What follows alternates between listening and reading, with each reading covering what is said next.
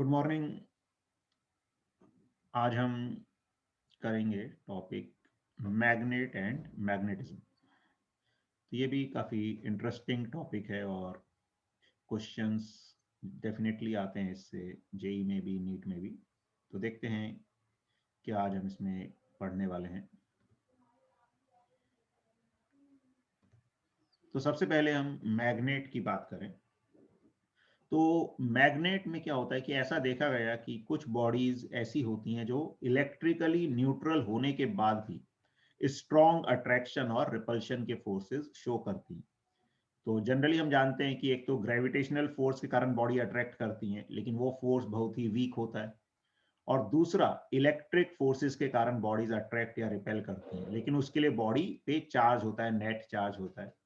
तो अगर electrically neutral bodies attract या रिपेल कर रही है, दैट मीन्स वहां पर कोई और प्रॉपर्टी है जो वर्क कर रही है। तो उस प्रॉपर्टी को क्या बोला गया? उस प्रॉपर्टी को बोला गया मैग्नेटिज्म। ठीक है। और जो सब्सटेंस ये प्रॉपर्टी शो करते थे, उन सब्सटेंसेस को बोला गया मैग्नेट्स। और वो जो फोर्स एक दूसरे पर लगाते हैं उसको बोला जाता है मैग्नेटिक फोर्स। तो हम यही समझेंगे कि मैग्नेटिक फोर्स किस तरह से आता है, मैग्नेटिज्म किस तरह से आता है, मैग्नेट कैसे बिहेव करता है डिफरेंट सिचुएशंस में। अब किसी भी एक बार मैग्नेट को अगर हम सस्पेंड कर देंगे, उसके मिड में अगर हमने एक धागा बांध दिया कि वो हॉरिजॉन्टल प्लेन में घूम सकता है अबाउट वर्टिकल एक्सिस, तो ऐसा देखा जाता है वो एक फिक्स्ड डायरेक्शन में इक्विलिब्रियम में आ जाता है। और वो फिक्स डायरेक्शन ऐसी होती है कि मैग्नेट का एक एंड अप्रोक्सीमेटली नॉर्थ की तरफ डायरेक्टेड होता है और एक एंड अप्रोक्सीमेटली साउथ की तरफ डायरेक्टेड होता है। जो एंड नॉर्थ की तरफ डायरेक्टेड होता है उसको नॉर्थ पोल बोल दिया जाता है, और जो एंड साउथ की तरफ डायरेक्टेड होता है उसको साउथ पोल बोल दिया जाता है। नॉर्थ पोल को एन से हम रिप्रेजेंट कर देते हैं। तो जो नॉर्थ पोल है उसको जनरली हम एन लिख के मेंशन कर देते हैं कि ये नॉर्थ पोल है, और साउथ पोल को हम एस से रिप्रेजेंट कर देते हैं। तो ये, जैसे हमने एक मैग्नेट को सस्पेंड करेंगे तो हमेशा क्या करेगा, इस पर्टिकुलर डायरेक्शन में अपने आप को अप्रोक्सीमेटली अलाइन कर लेता है। अब ऐसा क्यों होता है? ऐसा इसलिए होता है कि अर्थ भी एक मैग्नेट की तरह बिहेव करती है, और उसकी मैग्नेटिक फील्ड एक मैग्नेट को पे फोर्स लगाती है और उसको उस तरह से अलाइन करती है जिस पोजीशन में वो इक्विलिब्रियम पर आ जाए। आगे हम अर्थ की मैग्नेटिक फील्ड के बारे में भी जानेंगे, वो कैसी होती है, किस डायरेक्शन में होती है, वो सब हम आगे इसी चैप्टर में जानेंगे। अब एक मैग्नेट में हमेशा क्या होते हैं, दो पोल्स होते हैं, नॉर्थ एंड साउथ पोल। अगर हम उसको ब्रेक भी कर देंगे बीच से तो वो पोल कभी भी सेपरेट नहीं होते, ऑलवेज दो पोल्स एग्जिस्ट करते हैं। तो जैसे ये नॉर्थ पोल है, ये साउथ पोल है, अगर हमने बीच से मैग्नेट को काट भी दिया तो ये नॉर्थ है, ये साउथ बन जाएगा, ये नॉर्थ, ये साउथ। फर्दर काटेंगे तो ऐसे ही नॉर्थ साउथ जनरेट होते जाएंगे।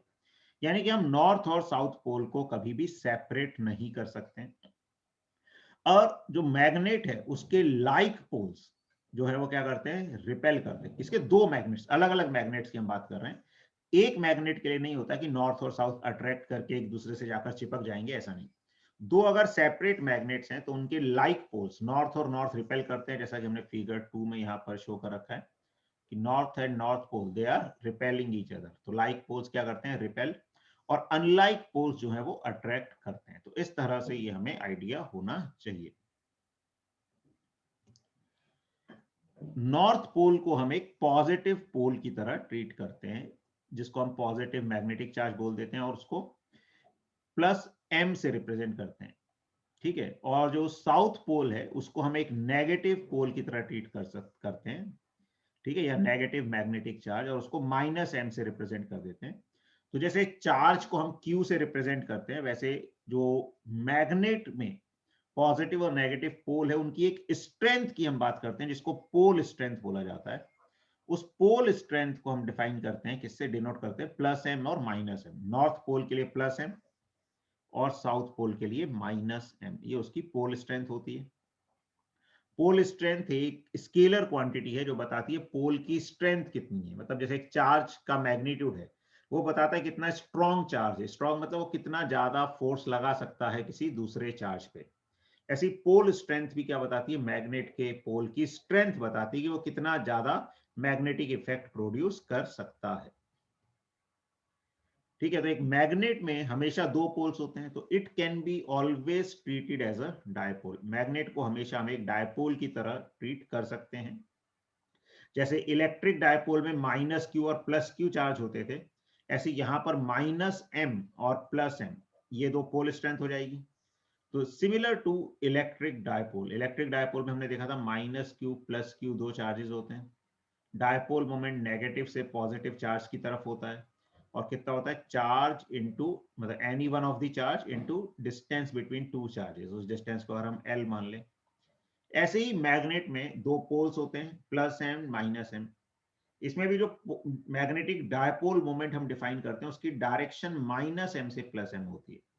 तो ऐसे हम डिफाइन करते हैं, जिसको एम वेक्टर से हम डिफाइन करते हैं, जो हमने लूप के मैग्नेटिक डायपोल मोमेंट में भी पढ़ा था। तो माइनस एम से प्लस एम की तरफ होती है, और जो इसका मैग्नेटिक डायपोल मोमेंट है वो किसके बराबर होता है, pole strength into distance between the two poles. अच्छा, ऐसा देखा जाता है कि एक मैग्नेट में जो पोल्स हैं वो बिल्कुल कॉर्नर पे नहीं होते, थोड़े से अंदर की तरफ होते हैं। तो एक्चुअली में ये जो डिस्टेंस है इसको मैग्नेटिक लेंथ बोला जाता है, जो ज्योमेट्रिकल लेंथ से थोड़ी सी कम होती है। ज्योमेट्रिकल लेंथ मतलब मैग्नेट की एक्चुअल जो लेंथ है ज्योमेट्री वाली, दैट इज ज्योमेट्रिकल लेंथ। और दो जो पोल हैं मैग्नेट के वो थोड़े से अंदर होते हैं, तो उनके बीच की डिस्टेंस क्या कहलाती है, मैग्नेटिक लेंथ। तो जो मैग्नेटिक लेंथ है it is slightly less than geometrical length. Practically अगर कुछ गिवन नहीं है तो हम दोनों को बराबर मान सकते हैं। बाकी जो इनका रेशो है लगभग 0.84 के ऑर्डर का होता है। तो अगर जरूरत पड़े तो हम इसको यूज कर सकते हैं, अदरवाइज हम दोनों लेंथ को सेम मान लेते हैं मोस्ट ऑफ दी सिचुएशंस में, कि जो एक्चुअल लेंथ दी हुई है मैग्नेट की उसी को हम एल मान के पोल स्ट्रेंथ से मल्टीप्लाई कर देते हैं, और हमें क्या मिल जाता है, मैग्नेटिक डायपोल मोमेंट जो है वो मिल जाता है। जैसे यहां पर हम देखें, ठीक है, this is magnetic dipole moment, direction minus M से प्लस एम, यानी कि साउथ से नॉर्थ की तरफ। जैसे यहाँ पे हम बात करें, ये साउथ है ये नॉर्थ है, जो पोल स्ट्रेंथ की डायरेक्शन है एम वेक्टर की वो कैसे आती है, साउथ से नॉर्थ की तरफ। अब एक मैग्नेट के कारण जो मैग्नेटिक फील्ड होगी वो क्या होगी,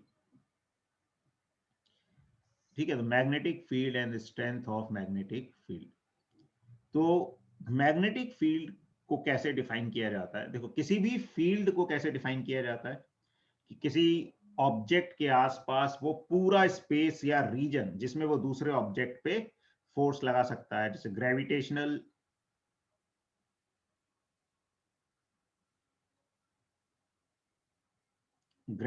फील्ड के केस में ग्रेविटेशनल फोर्स लगा सकता है, ठीक है। इलेक्ट्रिक फील्ड के केस में इलेक्ट्रोस्टैटिक फोर्स लगा सकता है, ऐसी मैग्नेटिक फील्ड के केस में मैग्नेटिक फोर्स लगा सकता है। तो किसी भी मैग्नेट के आसपास या मैग्नेटिक बॉडी के आसपास वो पूरी स्पेस जिसमें वो मैग्नेट किसी दूसरे मैग्नेट पे फोर्स लगा सकता है उसको मैग्नेटिक फील्ड बोला जाता है। और कितनी ताकत का वो फोर्स लगाएगा उसको बोला जाता है स्ट्रेंथ ऑफ मैग्नेटिक फील्ड, मतलब जितनी ज्यादा फील्ड की स्ट्रेंथ होगी उतना ज्यादा वो फोर्स लगा पाएगा। उसके कुछ और भी नाम होते हैं, स्ट्रेंथ ऑफ मैग्नेटिक फील्ड भी बोलते हैं हम, मैग्नेटिक इंडक्शन भी इसी को बोला जाता है, और मैग्नेटिक फ्लक्स डेंसिटी भी इसी को बोला जाता है। तो जब हम वर्ड मैग्नेटिक फील्ड यूज करते हैं मेनली वो एक्चुअली क्या होती है, स्ट्रेंथ ऑफ मैग्नेटिक फील्ड, या मैग्नेटिक इंडक्शन बोला है तो भी उसका सेम मतलब होता है, या मैग्नेटिक फ्लक्स डेंसिटी जिसको बी वेक्टर से रिप्रेजेंट करते हैं, ठीक है। और मैथमेटिकली बी वेक्टर क्या होता है, फोर्स अपॉन एम। यहाँ पे एम जो है मास नहीं, एम है पोल स्ट्रेंथ, ये ध्यान रखना है। या हम ऐसा ही बोलते हैं कि यूनिट पोल पे किसी पॉइंट पर जितना मैग्नेटिक फोर्स लगेगा वही क्या कहलाता है, मैग्नेटिक फील्ड कहलाती है, ठीक है। तो magnetic force on a unit pole, unit positive बोलेंगे, unit positive pole is called magnetic field. It is force per unit pole strength. इसकी ऐसा यूनिट होती है टेस्ला या वेबर पर मीटर स्क्वायर। ठीक है, ये वैसे ही जैसे इलेक्ट्रिक फील्ड हम देखते हैं, इलेक्ट्रिक फील्ड तो इलेक्ट्रिक फील्ड होती है फोर्स पर यूनिट चार्ज, वैसे ही मैग्नेटिक फील्ड होती है force per unit pole strength के बराबर। और अगर हमें फोर्स निकालना है फील्ड में, तो जैसे इलेक्ट्रिक फील्ड में क्या फोर्स होता है, Q इंटू ई, वैसे ही मैग्नेटिक फील्ड में जो फोर्स है वो क्या होता है, M into B, pole strength into magnetic field. और M अगर पॉजिटिव होगा तो फोर्स लगेगा फील्ड की डायरेक्शन में, M नेगेटिव होगा तो फोर्स लगेगा फील्ड के ऑपोजिट डायरेक्शन में। ठीक है, तो अगर पॉजिटिव पोल है, पॉजिटिव पोल कौन सा होता है, नॉर्थ पोल, तो नॉर्थ पोल पे फोर्स लगता है फील्ड की डायरेक्शन में, और साउथ पोल पे फोर्स लगता है फील्ड के ऑपोजिट डायरेक्शन में। अब एक सिंगल पोल के कारण क्या फील्ड होती है, तो ये सब रिलेशन वैसे ही जैसे चार्ज के कारण होते हैं कि अगर एक सिंगल चार्ज है उससे r डिस्टेंस पे इलेक्ट्रिक फील्ड क्या होती है, के क्यू बाय आर स्क्वायर। तो ऐसे ही अगर एक सिंगल पोल है, वैसे सिंगल पोल मिलता नहीं लेकिन फिर भी अगर हम बात करें दो पोल में भी एक पोल कितनी फील्ड क्रिएट करेगा, तो वो क्या होती है, जैसे के क्यू बाय आर स्क्वायर, तो यहाँ पे हो जाती है के एम बाय आर स्क्वायर। के में डिफरेंस होता है, इलेक्ट्रोस्टैटिक्स में जो के होता है वो क्या होता है, 1/4πε0, और यहाँ पे जो कांस्टेंट होता है ये होता है म्यू नॉट अपॉन 4π। ठीक है, तो जो म्यू नॉट है ये किसके बराबर होता है, म्यू नॉट अपॉन 4π किसके बराबर होता है, तो म्यू नॉट अपॉन 4π इज 10⁻⁷। इसको बोलते हैं परमिएबिलिटी, म्यू नॉट को परमिएबिलिटी ऑफ फ्री स्पेस। अब एक नॉर्थ पोल या पॉजिटिव पोल के कारण मैग्नेटिक फील्ड उससे अवे होती है, साउथ पोल या नेगेटिव पोल की तरफ होती है मैग्नेटिक फील्ड। वेक्टर फॉर्म में अगर हमें लिखना है तो mu naught upon 4π m r vector upon r cube लिख सकते हैं। ऑब्वियसली बात है, m पॉजिटिव होगा तो फील्ड r वेक्टर की डायरेक्शन में आ जाएगी, यानी कि रेडियली आउटवर्ड हो जाएगी। m नेगेटिव होगा तो फील्ड रेडियली इनवर्ड आ जाएगी। ठीक है, m जो है साइन के साथ रखना है यहाँ पर। r क्या है, पोजीशन वेक्टर ऑफ पॉइंट, जिस पॉइंट पे हमें फील्ड निकालनी है विद रिस्पेक्ट टू दी पोल। अब एक बार मैग्नेट के कारण अगर हम फील्ड की बात करें तो बार मैग्नेट एक डायपोल की तरह एक्ट करता है। तो डायपोल के कारण हमने जो फील्ड पढ़ी थी सेम फॉर्मूले हम यहाँ पर यूज कर सकते हैं, तो वो हम यहाँ पे रिवाइज भी कर लेते हैं, जैसे याद होने चाहिए आप सबको। तो एक डायपोल है, उसकी एक्सिस पे जो फील्ड होती है वो क्या होती है, 2kp vector by R cube. फिर इक्वेटोरियल प्लेन में कोई पॉइंट होता है वहां पे होती है -kp vector by R cube, और कोई जनरल पॉइंट होता है आर थीटा, तो वहां पर फील्ड होती है kp by R cube √1 + 3 cos square theta. तो एक मैग्नेट को भी एक डायपोल की तरह मान सकते हैं, और डायपोल मोमेंट की डायरेक्शन कैसे होगी, साउथ से नॉर्थ, -m से +m की तरफ। तो एक्चुअली इसमें ये -m है, ये +m है।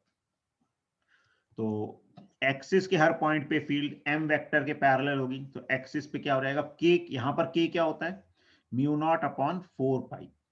तो जो फील्ड आएगी तो इसमें 2 का फैक्टर और मल्टीप्लाई होगा, तो एक्सिस पे आ जाएगी 2k is mu naught upon 4π m vector by r cube. अब जैसे डायपोल की फील्ड तभी एप्लीकेबल होती है जब डायपोल का साइज, जो डायपोल से हम डिस्टेंस ले रहे हैं पॉइंट की, उसके कंपैरिजन में स्मॉल होता है।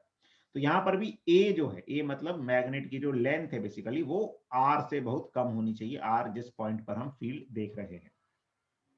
इक्वेटोरियल प्लेन पे जैसे इलेक्ट्रिक डायपोल में होती थी -kp बाय आर क्यूब, वैसे यहाँ पर जाएगा -k आ जाएगा mu naught upon 4π, p vector की जगह आ जाएगा m vector upon r cube. और किसी भी जनरल पॉइंट पर निकालेंगे तो हम वही करते हैं जैसे पहले किया था। अगर तरीके की बात करें तो डायपोल के हमने दो कंपोनेंट ले लेंगे, एक m cos थीटा, एक m sin थीटा। तो m cos थीटा के लिए ये इक्विटोर एक्सिस वाला पॉइंट हो जाएगा, तो फील्ड क्या आ जाएगी 2k, तो 2k हो गया mu naught upon 4π m cos theta by r cube. m sin theta के लिए ये इक्वेटोरियल पोजीशन आ जाएगी, तो फील्ड आएगी उसमें, ये 2 नहीं आएगा यहाँ पे, mu naught upon 4π m sin theta by r cube. और रिजल्टेंट फील्ड, इन दोनों का रिजल्टेंट ले लेंगे तो वो आ जाएगा म्यू नॉट अपॉन 4π, जो कि k के बराबर हो जाएगा यहाँ पे, तो k m by R cube, जैसे kp बाय आर क्यूब आता था, √1 + 3 cos स्क्वायर थीटा। और रिजल्टेंट फील्ड का आर वेक्टर से जो एंगल है फाई, वो टेन फाई किसके बराबर आ जाता है, tan theta by 2। Actually tan phi क्या आएगा, B N normal component of this field divided by B R radial component. इसको डिवाइड करेंगे बी एन और बी आर को, तो we will get tan theta by 2। तो इस तरह से इसको देख सकते हैं। अच्छा, एक बार मैग्नेट के कारण मैग्नेटिक फील्ड लाइंस कैसी होती हैं, तो ये हमने पहले भी डिस्कस किया था पिछले चैप्टर में कि नॉर्थ पोल से निकलती हैं, साउथ पोल में एंटर करती हैं, but inside the magnet they are directed from south to north. तो ये हमेशा क्या बनाती हैं, क्लोज्ड कर्व फॉर्म करती हैं, they form closed loop. North से निकलती हैं, साउथ में एंटर करती हैं, और inside the magnet they are from south to north. जबकि इलेक्ट्रिक लाइंस ऑफ फोर्स में ऐसा नहीं होता, वो क्लोज लूप फॉर्म नहीं करती हैं। इस पे भी कई बार क्वेश्चन आ जाते हैं। ठीक है, तो ग्रेविटेशनल अगर फील्ड लाइंस की बात करें, वो भी क्लोज लूप नहीं बनाएंगी। इलेक्ट्रोस्टैटिक फील्ड लाइन जो है वो भी कभी क्लोज लूप नहीं बनाएंगी, लेकिन मैग्नेटिक फील्ड लाइंस जो है वो क्लोज लूप फॉर्म करती हैं। अब एक मैग्नेट को अगर हम एक्सटर्नल यूनिफॉर्म मैग्नेटिक फील्ड में रखते हैं, ये वैसे ही जैसे एक डायपोल को हमने यूनिफॉर्म फील्ड में रखते हैं, एक्सटर्नल फील्ड में रखते हैं, तो नेट फोर्स जीरो हो जाता है, टॉर्क पी क्रॉस ई आ जाता है, यानी कि p sine theta, potential energy minus p dot E minus p cos theta आ जाती है। सेम चीज यहां पर है। तो अगर एक मैग्नेटिक डायपोल है, प्लस एम माइनस एम उसके पोल स्ट्रेंथ है, यूनिफॉर्म मैग्नेटिक फील्ड बी में रखा हमने, तो पॉजिटिव पोल पे राइट की तरफ फोर्स लग गया एम बी, नेगेटिव पोल पे लेफ्ट की तरफ फोर्स लग गया एम बी। तो नेट फोर्स क्या हो जाएगा, जीरो। टॉर्क की बात करेंगे तो वो आ जाता है M B sine theta. Theta is angle between magnetic field vector and magnetic dipole moment vector. अब टॉर्क इस तरह से एक्ट करता है कि वो एम वेक्टर को बी वेक्टर के पैरेलल करने की कोशिश करता है। मतलब इसे ये बी वेक्टर है, तो अगर एम वेक्टर यूं है तो टॉर्क एम क्रॉस बी ऐसे आएगा, यानी एम को बी की तरफ लाने की कोशिश करेगा। अगर एम वेक्टर यूं है तो ऐसे ले जाने की कोशिश करेगा। तो एक्चुअली जब एम और बी पैरेलल हो जाते हैं, उनके बीच का एंगल जीरो हो जाता है, वो एक स्टेबल इक्विलिब्रियम की पोजीशन होती है। उसके अबाउट जैसे ही हम डिस्टर्ब करेंगे, डिस्प्लेस करेंगे, तो क्या करेगा, वो वापस से इक्विलिब्रियम पोजीशन अटेन करने की कोशिश करेगा। ऑसिलेटरी मोशन करता है उस पोजीशन के अबाउट। ठीक है, तो torque act such that it tries to make M vector parallel to B vector. Torque is same about every point of the dipole. अब देखो ये नेट फोर्स जीरो है, तो नेट फोर्स जीरो है, मतलब ऐसी सिचुएशन में फोर्सेस क्या फॉर्म करते हैं, कपल। और एक कपल का टॉर्क हर पॉइंट के अबाउट सेम होता है, तो हम किसी भी पॉइंट के अबाउट टॉर्क की बात करें तो वो सेम टॉर्क रहेगा। पोटेंशियल एनर्जी हो जाएगी minus m B cos theta या minus m dot B. Theta is equal to 0 degree stable equilibrium की पोजीशन होगी, theta is equal to pi unstable equilibrium की पोजीशन होती है। स्मॉल थीटा के लिए एसएचएम करेगा, जिसकी एंगुलर फ्रीक्वेंसी होती है omega is equal to under root m B by I, और टाइम पीरियड होता है 2 पाई बाय ओमेगा, यानी कि 2 pi under root I by M B. अच्छा, अब आई जो है, अगर ये फ्री है मैग्नेट, तो अपने सेंटर ऑफ मास से जाने वाली एक्सिस के अबाउट ऑसिलेट करेगा। तो आई जो है आईसीएम होगा, अगर डायपोल फ्रीली रोटेट कर सकता है। और अगर कहीं पे हिंज कर दिया डायपोल को, तो डायपोल उस हिंज के अबाउट ऑसिलेट करेगा, तो आई अबाउट हमें हिंज लेना पड़ेगा। ये सब कुछ वैसा ही है जैसा हमने इलेक्ट्रोस्टैटिक में देखा था एक इलेक्ट्रिक डायपोल के लिए, बस यहाँ पे एम आ जाएगा पी की जगह, ई की जगह बी आ जाएगा। अब हम बात करते हैं मैग्नेटिज्म एंड गॉस लॉ। देखो मैग्नेटिज्म में भी एक गॉस लॉ होता है, बाकी इसका कोई ज्यादा प्रैक्टिकल ऐसा यूज नहीं होता जैसे इलेक्ट्रोस्टैटिक्स में होता है। इलेक्ट्रोस्टैटिक्स में गॉस लॉ क्या था, integral E dot D S over a close surface is equal to Q enclosed by epsilon naught. उसका यूज करके हम इलेक्ट्रिक फील्ड फाइंड कर सकते थे डिफरेंट चार्ज कॉम्बिनेशन के कारण, अगर फील्ड में कुछ सिमेट्री होती है। मैग्नेटिज्म में गॉस लॉ क्या कहता है कि net magnetic flux through any closed surface is zero. अगर कोई भी क्लोज सरफेस है उससे नेट मैग्नेटिक फ्लक्स जीरो होगा, कैसा भी सरफेस हो। क्यों जीरो होगा, देखो सिंपल सी बात है, मैग्नेटिक फील्ड लाइंस हमेशा क्लोज्ड कर्व फॉर्म करती हैं। तो क्लोज्ड कर्व फॉर्म करती हैं, तो जितनी लाइंस किसी भी सरफेस में एंटर करेंगी उतनी ही वहां से लीव करनी ही पड़ेंगी। तो जितनी लाइंस एंटर करेंगी उतनी ही अगर लीव करेंगी, तो एंटरिंग फ्लक्स कैसा लिया जाता है, नेगेटिव, आउटगोइंग फ्लक्स पॉजिटिव।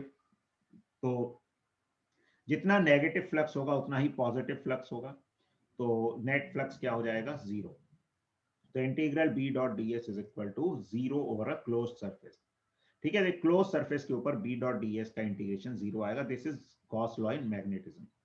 और ये क्या शो करता है या किस कारण से, कई बार ये स्टेटमेंट पूछ लेते हैं। देखो प्रैक्टिकली कुछ इसका न्यूमेरिकल तो बनते नहीं है, लेकिन थ्योरेटिकली पूछ लेते हैं कि इससे क्या पता चलता है। तो एक्चुअली ये क्या बताता है, एक तो कि जो मैग्नेटिक मोनोपोल एग्जिस्ट नहीं करते, मतलब मैग्नेट मिलेगा तो पेयर में मिलेगा, एक सिंगल पोल नहीं मिलता मैग्नेट का कि प्लस एम अलग मिल जाए माइनस एम। या फिर दूसरी चीज कि मैग्नेटिक फील्ड लाइंस हमेशा क्लोज्ड कर्व बनाती हैं। ये दोनों चीजें हम यहाँ से इंटरप्रेट कर सकते हैं या उसके बेसिस पे इसको बता सकते हैं। तो ये हमें थोड़ा सा ध्यान रखना है। अब मैग्नेटिज्म के कारण क्या होते हैं। अब देखो एक मैग्नेट में मैग्नेटिज्म किस कारण से होता है। तो जैसे हमने पिछले चैप्टर में पढ़ा कि जो एक करंट कैरिंग लूप है वो क्या करता है, मैग्नेटिक फील्ड प्रोड्यूस करता है। ऐसे हमने देखा अगर एक चार्ज है वो रोटेट कर रहा है या रोटेटिंग चार्ज सिस्टम है, वो भी एक मैग्नेटिक फील्ड क्रिएट करता है। उसके लिए मैग्नेटिक मोमेंट हम डिफाइन कर सकते हैं। तो एक्चुअली हर एटम में क्या है, जो इलेक्ट्रॉन्स हैं वो एक तो अपनी एक्सिस के अबाउट घूम भी रहे हैं, फिर वो न्यूक्लियस के अबाउट भी घूम रहे हैं। तो इस रोटेशन के कारण, इस रेवोल्यूशन के कारण क्या हो रहा है, वो करंट कैरिंग लूप की तरह काम करते हैं और उसके कारण मैग्नेटिक फील्ड प्रोड्यूस होती है और उसी के कारण ऑब्जेक्ट्स में मैग्नेटिज्म पाया जाता है। तो वही अब हम डिस्कस करेंगे। तो we have seen charges in motion produce magnetic field. हमने देखा कि मोशन में जो चार्जेस है मैग्नेटिक फील्ड प्रोड्यूस करते हैं। ठीक है, अब यहां पर जो किसी मैग्नेट के अंदर या एटम के अंदर क्या है, जो इलेक्ट्रॉन है वो खुद भी मोशन में होते हैं। ठीक है, उनको हम एक टाइनी मैग्नेट की तरह मान सकते हैं। अब इलेक्ट्रॉन का जो मैग्नेटिक मोमेंट है किस तरह से हो सकता है, दो तरह से हो सकता है। एक spin magnetic dipole moment due to rotation of an electron. तो इलेक्ट्रॉन को हम एक स्फीयर के जैसा माने, तो अपनी एक्सिस के अबाउट रोटेट कर रहा है, तो एक तो उस कारण से वो क्या कर सकता है, मैग्नेटिक मोमेंट जनरेट कर सकता है।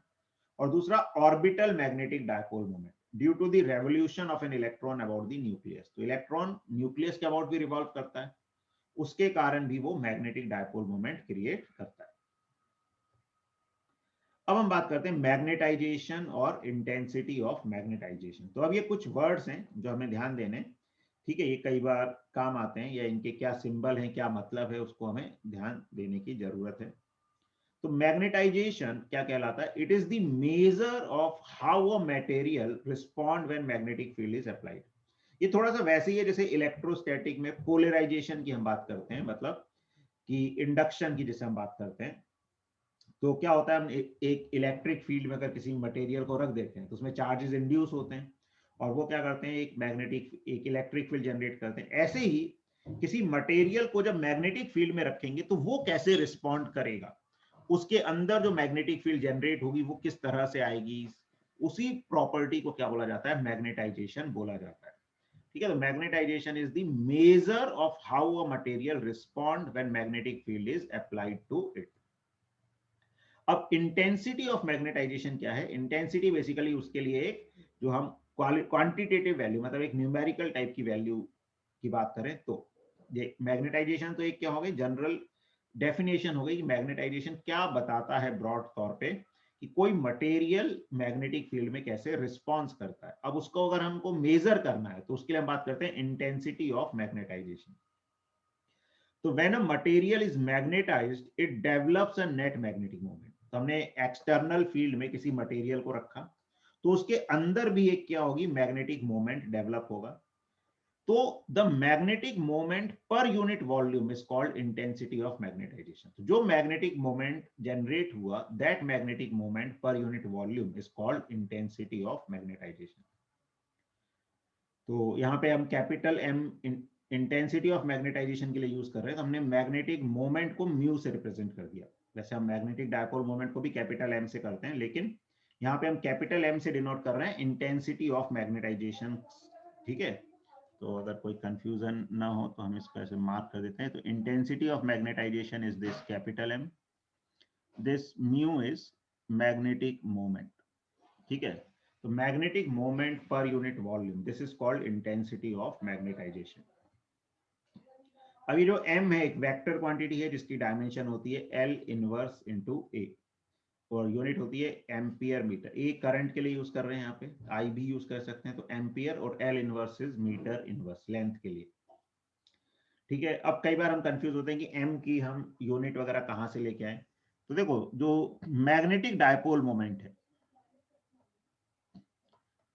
मैग्नेटिक डायपोल मोमेंट, इसकी यूनिट यहां से फाइंड करना थोड़ी मुश्किल होती है। ठीक है, एम या म्यू से हम रिप्रेजेंट करते हैं, यहाँ पर म्यू से बात कर रहे हैं, वैसे एम से भी इसी को रिप्रेजेंट करते हैं।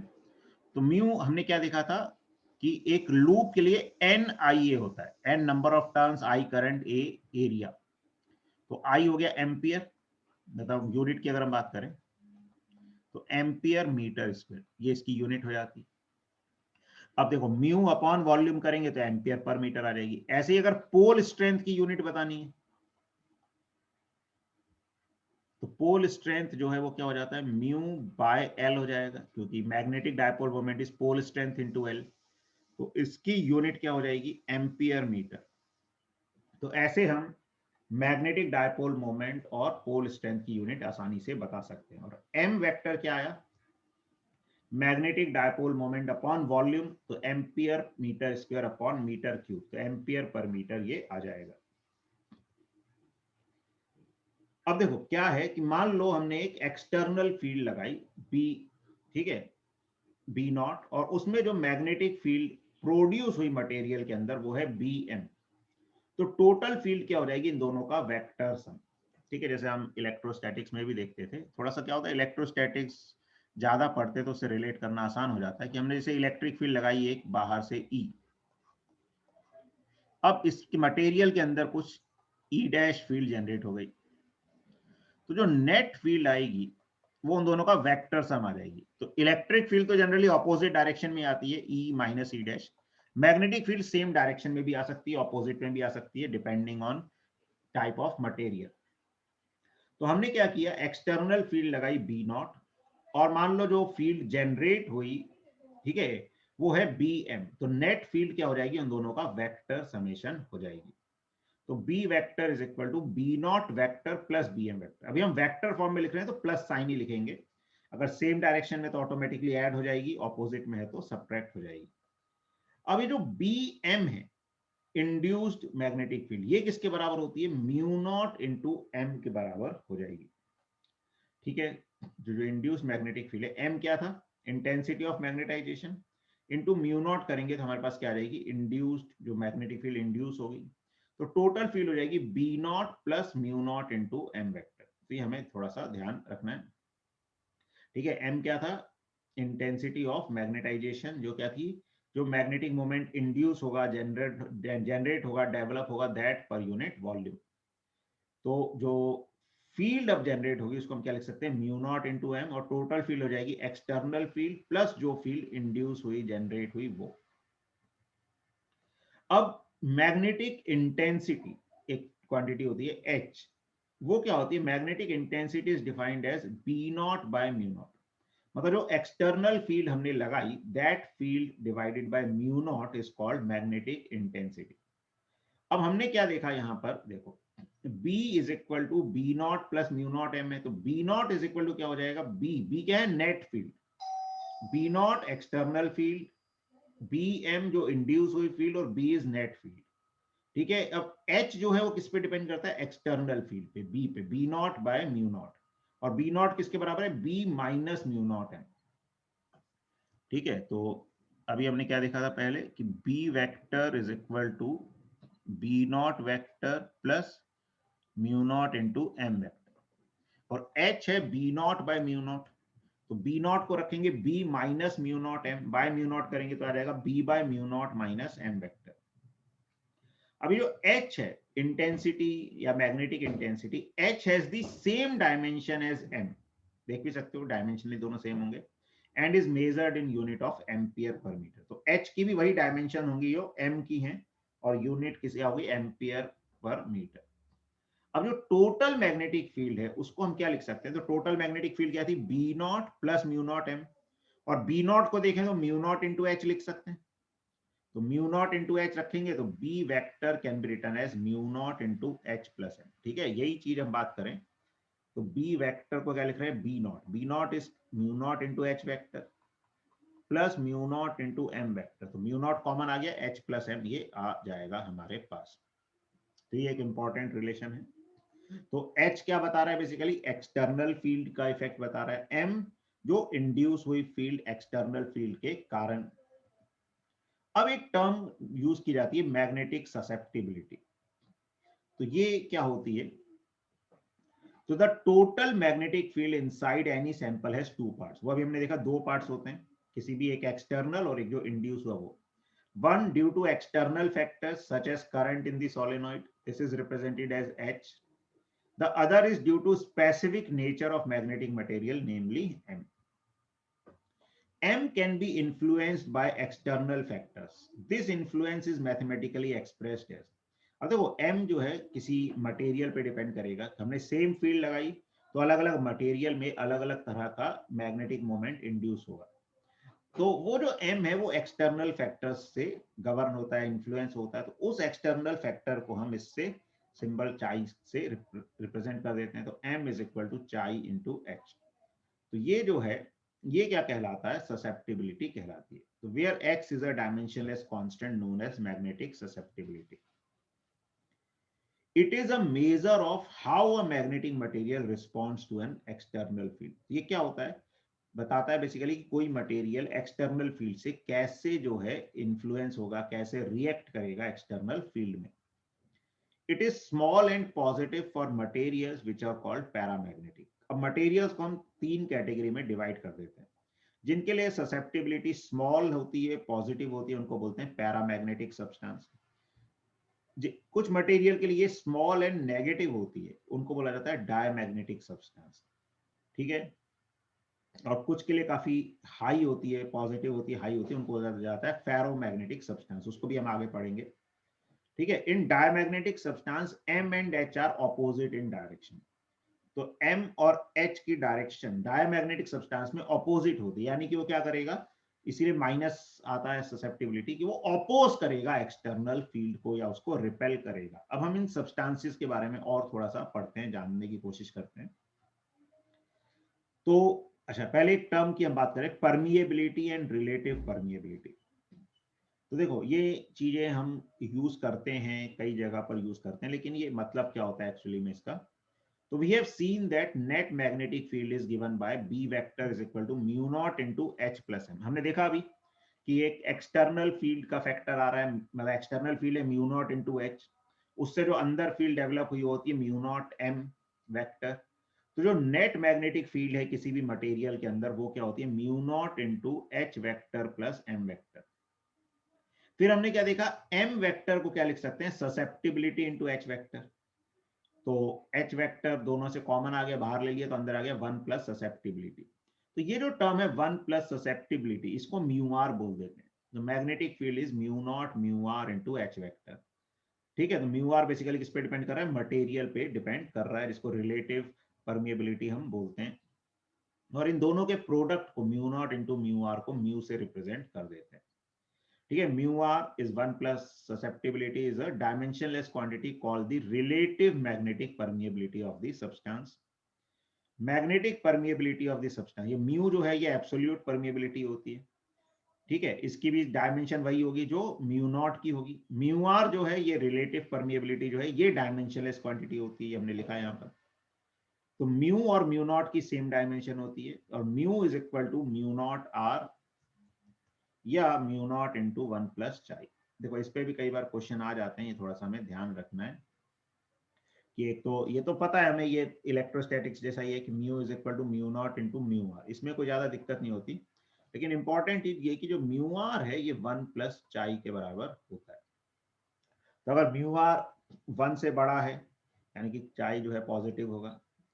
ठीक है। म्यू आर अगर 1 से छोटा हो गया, मान लो 0 से 1 के बीच में हो गया, तो चाई नेगेटिव हो जाएगा। इस तरह से हम चीजों को रिलेट कर सकते हैं अलग अलग सब्सटेंस के लिए। अब हम बात करते हैं, ये जो हमने प्रॉपर्टीज देखी, डायामैग्नेटिक सब्सटेंस होते हैं, पैरामैग्नेटिक होते हैं, फेरोमैग्नेटिक होते हैं। तो सबसे पहले हम बात करते हैं डायामैग्नेटिज्म क्या होता है, डायामैग्नेटिक सब्सटेंस क्या होते हैं। तो in diamagnetism these substances have tendency to move from stronger to the weaker part of an external magnetic field. In other words, the magnetic field would repel a diamagnetic substance.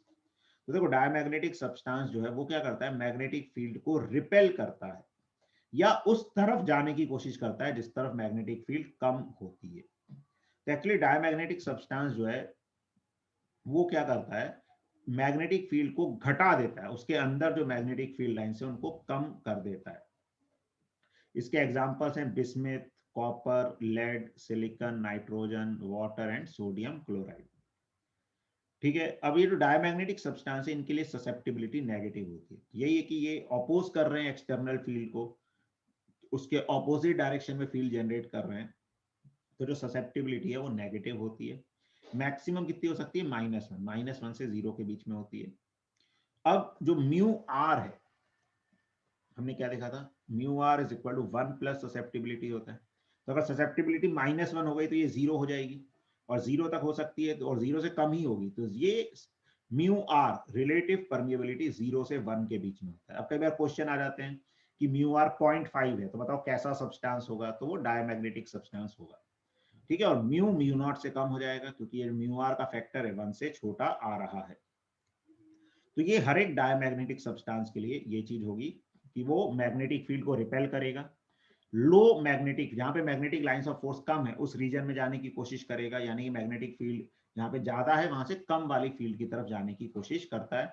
Susceptibility negative होगी, -1 से 0 के बीच में, mu R 0 से 1 के बीच में आ जाएगा, और mu जो है म्यू नॉट से कम होगा।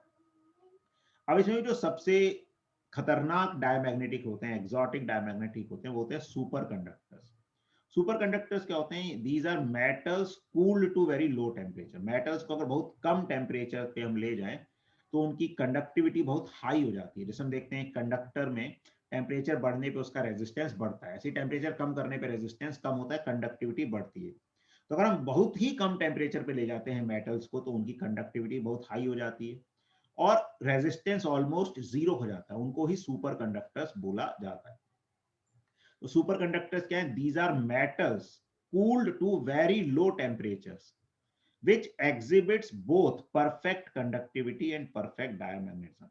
तो जो सुपर कंडक्टर्स है, एक तो बहुत लो टेम्परेचर पे वो वैसा बिहेव करते हैं, उस वक्त उनकी कंडक्टिविटी भी मतलब बहुत हाई होती है, रेजिस्टेंस ऑलमोस्ट 0 हो जाता है, that means they have perfect conductivity and they have perfect diamagnetism. Perfect diamagnetism मतलब उनका जो ससेप्टिबिलिटी है वो -1 हो जाती है और रिलेटिव परमिएबिलिटी क्या हो जाती है, 0 हो जाती है।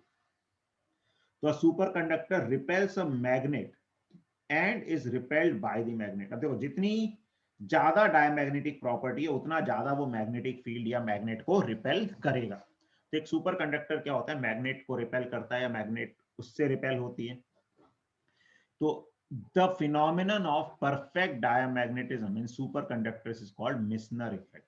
तो सुपर कंडक्टर्स में जो परफेक्ट डायमैग्नेटिज्म होता है उसको मिसनर इफेक्ट बोलते हैं। और देखो ये जो कुछ मैग्नेटिक लेविटेशन वगैरह होता है कि कुछ चीजों को मैग्नेटिक फील्ड के थ्रू हवा में ही लटकाया जाता है, या ट्रेन्स वगैरह भी ऐसे जापान में शुरू हुई हैं जहाँ पे इसका यूज किया जाता है मैग्नेटिक लेविटेशन का। तो वो यही होता है कि सुपर कंडक्टर या परफेक्ट डायमैग्नेटिज्म जैसा बनाकर किसी तरह से उसको क्या किया जाता है, मैग्नेट से ऐसे बिना कांटेक्ट के बॉडी को हम लिफ्ट करके हवा में रख सकते हैं, और उसको जब मूव करेंगे तो क्या होता है, फ्रिक्शन वगैरह से जो लॉसेस होते हैं वो मिनिमाइज होते हैं, रिड्यूस होते हैं, और इस तरह से हम एनर्जी एफिशिएंट और फास्ट मूविंग ट्रेन्स वगैरह जो है या चीजें बना सकते हैं। तो this is called magnetic levitation, चीजों को उठा कर रखना due to this diamagnetic property. और ये जो सुपर कंडक्टर्स में परफेक्ट डायमैग्नेटिज्म होता है, इस फिनोमिनन को बोला जाता है मिसनर इफेक्ट। तो ये हमें थोड़ा सा आइडिया होना चाहिए। Then paramagnetism. पैरामैग्नेटिज्म क्या होता है, these substance get weekly magnetised when placed in an external magnetic field. तो पैरामैग्नेटिक सब्सटेंस क्या होते हैं, ये मैग्नेटाइज होते हैं, जैसे डायमैग्नेटिक तो रिपेल करते हैं, मतलब मैग्नेटाइजेशन कम हो जाता है उनके अंदर। यहाँ पर मैग्नेटाइजेशन बढ़ता है लेकिन स्मॉल अमाउंट में बढ़ता है, वीकली मैग्नेटाइज होते हैं। they have tendency to move from region of weak magnetic field to strong magnetic field। इनकी टेंडेंसी होती है कि वीक मैग्नेटिक फील्ड से स्ट्रॉन्ग मैग्नेटिक फील्ड की तरफ जो है अट्रैक्ट होते हैं। इनके एग्जांपल हैं aluminium, sodium, calcium, oxygen, copper chloride. ठीक है, अब इनके लिए जो ससेप्टिबिलिटी है वो पॉजिटिव होती है लेकिन स्मॉल होती है। एप्सिलॉन, 0 से एप्सिलॉन हम बोल रहे हैं, एप्सिलॉन मतलब जनरली स्मॉल नंबर मतलब 1 से भी छोटा नंबर होता है, epsilon means small value. Mathematically क्या होता है, एक स्मॉल वैल्यू को हम एप्सिलॉन से डिनोट करते हैं। ठीक है, मतलब रफली हम बोल सकते हैं 0 से 1 तक, मतलब ज्यादा भी मान ले एप्सिलॉन की वैल्यू तो 0 से 1 तक के बीच में इनकी ससेप्टिबिलिटी होती है। तो जो म्यू आर है वो 1 से बड़ा आएगा, लेकिन बहुत बड़ा नहीं आता। ठीक है, तो 1 से 1 प्लस एप्सिलॉन तक, and mu is greater then mu naught. तो ये पैरामैग्नेटिक सब्सटेंस के बारे में हमें जानकारी होनी चाहिए। अब इसमें एक और इंपॉर्टेंट पॉइंट होता है कि experimentally one finds that the magnetization of a magnetic material is inversely proportional to the temperature. ठीक है, inversely proportional to the temperature. अब ये देखा जाता है कि जो मैग्नेटाइजेशन है वो टेम्परेचर के इनवर्सली प्रोपोर्शनल, मतलब टेम्परेचर जितना ज्यादा होगा मैग्नेटाइजेशन उतना ही क्या होगा, कम होगा। ठीक है, तो जो मैग्नेटाइजेशन है उसको हम क्या लिख देते हैं, C B naught by T, और ससेप्टिबिलिटी क्या है, वो हो जाएगा C mu naught by T, क्योंकि बी नॉट किसके बराबर होता है, म्यू नॉट इंटू जो ठीक है, तो ससेप्टिबिलिटी हमने क्या देखी थी, तो m is equal to susceptibility into H देखा था, और B naught is equal to mu naught into H देखा था। तो हमें ससेप्टिबिलिटी चाहिए, तो ससेप्टिबिलिटी क्या हो जाएगी, m बाय एच। ठीक है, और यहाँ पे अब डिवाइड करेंगे हम इसको, m को h से, यहाँ b नॉट h से डिवाइड होगा, और b नॉट बाय h हमें क्या दे देगा, म्यू नॉट। तो इस तरह से m जो है this can be written as c b naught by t, and susceptibility can be written as c mu naught by t।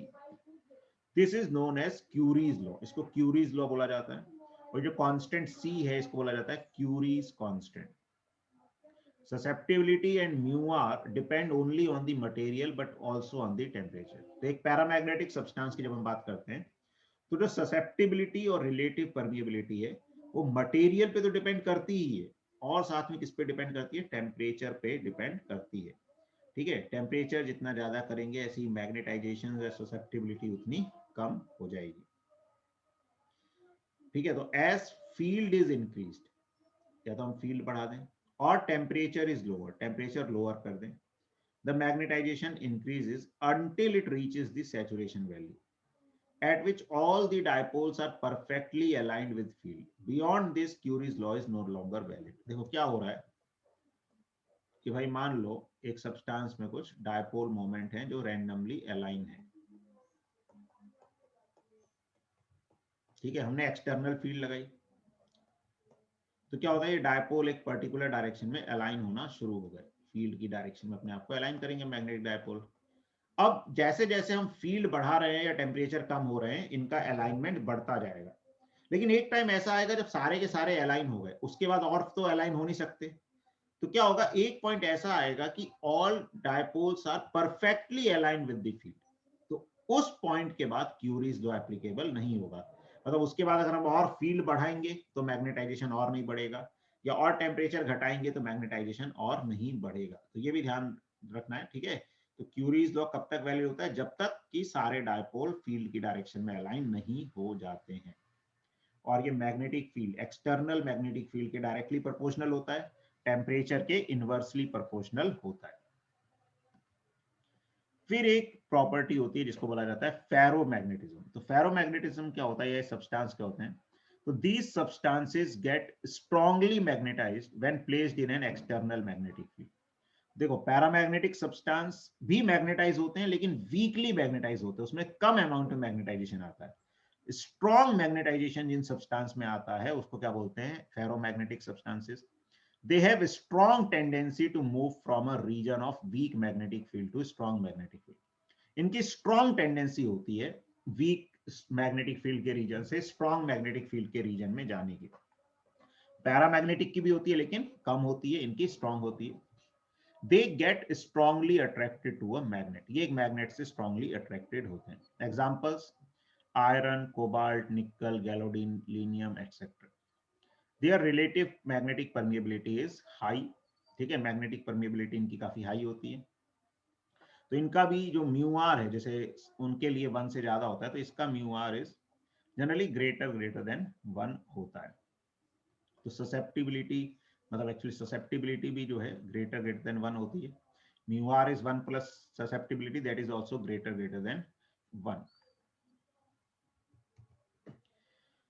ठीक है, तो their relative magnetic permeability is high. The ferromagnetic property depends on temperature. At high enough temperature a ferromagnetic substance becomes a paramagnet. तो ferromagnetic property भी temperature पे depend करती है। काफी ज्यादा टेम्परेचर पे फेरोमैग्नेटिक सब्सटेंस भी क्या होता है, पैरामैग्नेटिक की तरह बिहेव करने लगता है। The temperature of transition from ferromagnetic to paramagnetic is called the Curie temperature। ठीक है, तो कोई सब्सटेंस फेरोमैग्नेटिक है, उसका टेम्परेचर बढ़ाएंगे तो एक टेम्परेचर के बाद वो पैरामैग्नेटिक जैसा बिहेव करने लगता है। तो जो वो टेम्परेचर होता है जहां पे ये ट्रांजिशन होता है फेरोमैग्नेटिक से पैरामैग्नेटिक का, उसको बोला जाता है क्यूरी टेम्परेचर। इसको टीसी से डिनोट किया जाता है। अब जब पैरामैग्नेटिक बन जाएगा वो सब्सटेंस, तो पैरामैग्नेटिक जैसा बिहेवियर शो करेगा, यानी कि उसकी जो मैग्नेटाइजेशन है या ससेप्टिबिलिटी है वो टेम्परेचर के इनवर्सली प्रोपोर्शनल होगी।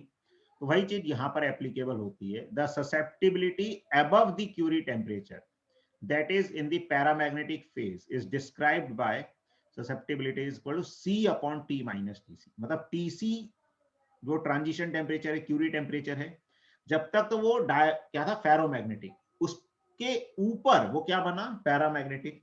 तो जो additional temperature T minus TC उसके पर इनवर्सली प्रोपोर्शनल होती है ससेप्टिबिलिटी। तो susceptibility is equal to C upon T minus TC where T is greater than TC। T TC से ज्यादा होगा तो पैरामैग्नेटिक बिहेवियर होगा, तभी ये फॉर्मूला एप्लीकेबल होगा। टी टीसी से कम होगा तो फेरोमैग्नेटिक बिहेवियर होगा, तब ये फॉर्मूला एप्लीकेबल नहीं रहेगा। अब हम बात करते हैं हार्ड एंड सॉफ्ट फेरोमैग्नेट्स की। अब देखो फेरोमैग्नेट्स या फेरोमैग्नेटिक सब्सटेंस है, जनरली इनके थोड़े ज्यादा एप्लीकेशंस होते हैं। तो दो तरह के हम बात करते हैं फेरोमैग्नेट्स, हार्ड एंड सॉफ्ट। हार्ड फेरोमैग्नेट्स क्या होते हैं, तो वो सब्सटेंस जिनमें जब हम उनको फील्ड से बाहर करते हैं तो भी मैग्नेटाइजेशन बचा रहता है। ठीक है, तो in some ferromagnetic material the magnetisation persists even after removal of external magnetic field। such materials are called hard ferromagnets or hard materials। ठीक है, तो क्या होता है, जैसे कई बार देखोगे कुछ जो स्टील या आयरन वगैरह की चीजें होती हैं, उनको अगर मैग्नेट के संपर्क में रखें, मैग्नेट को हटा भी ले तो कुछ ना कुछ उसमें मैग्नेटाइजेशन बचा रह जाता है। तो ऐसे मैग्नेटिक मटेरियल या फेरोमैग्नेटिक मटेरियल जिनमें मैग्नेटाइजेशन बचा रहता है एक्सटर्नल फील्ड को हटाने के बाद भी, उनको क्या बोला जाता है, हार्ड फेरोमैग्नेट्स बोला जाता है। Example alnico. एल्निको एक एलॉय होता है आयरन, एल्युमिनियम, निकल, कोबाल्ट, कॉपर का, या नेचुरली अकरिंग लोडस्टोन। ये सब क्या है, हार्ड फेरोमैग्नेट्स। हार्ड फेरोमैग्नेट्स का यूज किया जाता है परमानेंट मैग्नेट्स बनाने के लिए। तो परमानेंट मैग्नेट में हम क्या करते हैं, एक मैग्नेट को मैग्नेटाइज करते हैं एक्सटर्नल फील्ड से, और अब एक्सटर्नल फील्ड हटा भी देंगे तो उसके अंदर मैग्नेटाइजेशन बचा रह जाता है, और वही हम चाहते हैं परमानेंट मैग्नेट में कि वो मैग्नेटाइजेशन उसमें बचा हुआ रहे। दूसरे तरह के मैग्नेट्स जो होते हैं, सब्सटेंस जो होते हैं, वो होते हैं सॉफ्ट फेरोमैग्नेट्स। तो in some ferromagnetic material the magnetisation disappears on removal of external magnetic field. ठीक है, तो मैग्नेटाइजेशन डिसअपीयर हो जाता है कुछ मटेरियल्स में मैग्नेटिक फील्ड हटाने के बाद, उनको सॉफ्ट फेरोमैग्नेट्स बोला जाता है। Like soft iron. Soft iron एक सॉफ्ट फेरोमैग्नेट है। इनका यूज किया जाता है टेम्परेरी मैग्नेट्स जैसे इलेक्ट्रोमैग्नेट्स बनाने में। आगे हम उसको भी समझेंगे इलेक्ट्रोमैग्नेट क्या होता है।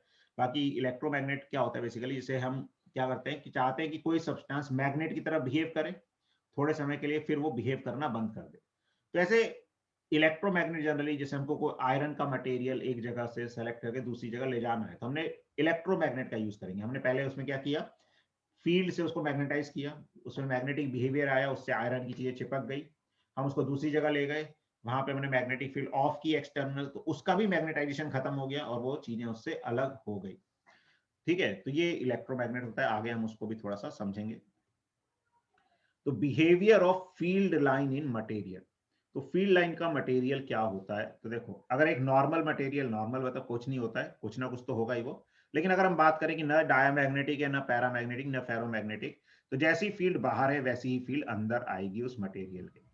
लेकिन डायमैग्नेटिक मटेरियल क्या करता है, फील्ड लाइन को रिपेल करता है, तो उसके अंदर फील्ड लाइंस की संख्या कम हो जाती है। तो इनसाइड जो फील्ड है वो आउटसाइड से कम हो जाएगी। पैरामैग्नेटिक मटेरियल क्या करेगा, फील्ड लाइन को अट्रैक्ट करेगा, बढ़ाएगा संख्या लेकिन कम बढ़ा पाता है, उसके लिए ससेप्टिबिलिटी उसकी कम होती है, तो फील्ड बढ़ेगी लेकिन बहुत ज्यादा नहीं बढ़ेगी। फेरोमैग्नेटिक मटेरियल बहुत ज्यादा अट्रैक्ट करता है फील्ड लाइंस को, तो वो अंदर की फील्ड को काफी ज्यादा बढ़ा देगा कंपेयर टू एक्सटर्नल फील्ड। अब एक इंपॉर्टेंट प्रॉपर्टी होती है हिस्टेरेसिस, ये भी फेरोमैग्नेटिक मटेरियल्स के लिए लगती है। तो क्या होता है, hysteresis of ferromagnetic material refers to the lag of magnetisation behind the magnetising field. क्या होता है कि अगर हम एक मैग्नेटाइजिंग मटेरियल है जो फेरोमैग्नेट है उसको मैग्नेटाइज करते हैं, तो धीरे धीरे उसका मैग्नेटाइजेशन बढ़ता है, एक सैचुरेशन पॉइंट आ जाएगा कि उसके बाद सारे डायपोल एक डायरेक्शन में अलाइन हो गए। अब हम फील्ड को कम भी करते हैं तो क्या होता है कि उसमें कुछ ना कुछ मैग्नेटाइजेशन बचा हुआ रह जाता है, कुछ डायपोल अलाइन रह जाते हैं सेम डायरेक्शन में, और मैग्नेटाइजेशन जीरो करने के लिए हमें एक नेगेटिव फील्ड लगानी पड़ती है बाहर से। तो यही जो लैग है, ठीक है, मैग्नेटाइजेशन का compare to external magnetic field, इसको हिस्टेरेसिस बोला जाता है। तो hysteresis of ferromagnetic materials refers to the lag of magnetization behind the magnetizing field. A hysteresis loop, अब इसमें हम एक लूप बनाते हैं इस तरह से, तो इसको hysteresis loop बोला जाता है। तो a hysteresis loop is a curve showing the change in magnetic induction of a ferromagnetic material with an external field. तो हिस्टेरेसिस लूप क्या शो करता है कि मैग्नेटिक इंडक्शन में कैसे चेंज होता है फेरोमैग्नेटिक मटेरियल में एक्सटर्नल फील्ड के साथ साथ। तो देखो इसको थोड़ा सा हम यहाँ पे समझाते हैं, आगे हमने लिखा भी हुआ है। तो एक सब्सटेंस में कोई मैग्नेटाइजेशन नहीं था, हमने एक एक्सटर्नल फील्ड लगाई और उसको बढ़ाते जा रहे हैं, तो इसके अंदर जो मैग्नेटाइजेशन है बढ़ा, बढ़ते बढ़ते बढ़ते बढ़ते एक टाइम ऐसा आया जब इसके सारे डायपोल एक डायरेक्शन में अलाइन हो गए मैग्नेटिक फील्ड की डायरेक्शन में, तो वो सैचुरेशन आ गया। उसके बाद आगे और बढ़ाएंगे भी फील्ड तो ये सैचुरेट हो गया, नहीं बढ़ेगा। फिर हमने क्या किया, फील्ड को कम करना शुरू किया, कम करना शुरू किया, फील्ड को जीरो कर दिया, तो भी कुछ ना कुछ मैग्नेटाइजेशन इसमें बचा हुआ रह जाता है। तो अगर हमने इसको यहीं पे हटा दिया तो उस बॉडी में कुछ ना कुछ मैग्नेटाइजेशन रह जाएगा। अब ये पॉइंट जितना ऊपर आएगा उतना वो हार्ड फेरोमैग्नेट होगा, जितना नीचे आएगा उतना क्या हो जाएगा, सॉफ्ट फेरोमैग्नेट, जैसा भी हमने डिस्कस किया कि जितना ज्यादा मैग्नेटाइजेशन बचेगा उतना वो हार्ड फेरोमैग्नेट कहलाता है, जितना कम बचेगा या नहीं बचेगा तो सॉफ्ट फेरोमैग्नेट होता है। उसके बाद हमने नेगेटिव डायरेक्शन में फील्ड बढ़ाई, तो नेगेटिव में फील्ड बढ़ाई तो अब क्या होंगे, डायपोल नेगेटिव में अलाइन होने की कोशिश करेंगे, तो एक पॉइंट पे जाके क्या हो जाएगा, जो मैग्नेटाइजेशन है जीरो हो गया।